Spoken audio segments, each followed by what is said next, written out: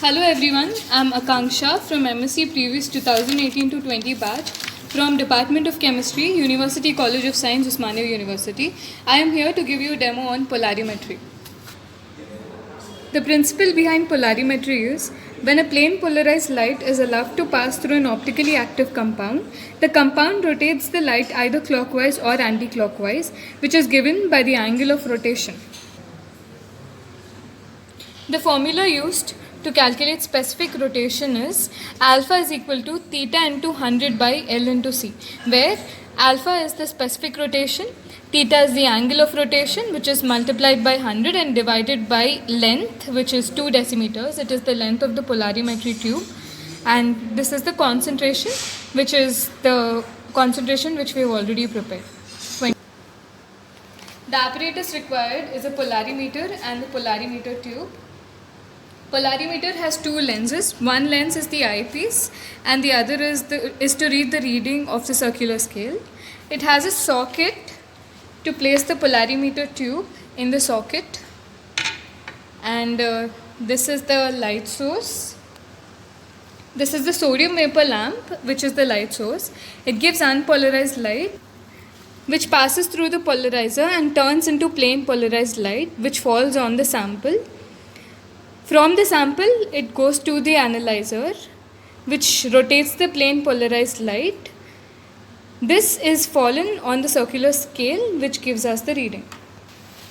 Chemicals require 20% sucrose solution, which is 20 grams of sucrose dissolved in distilled water, and we need distilled water.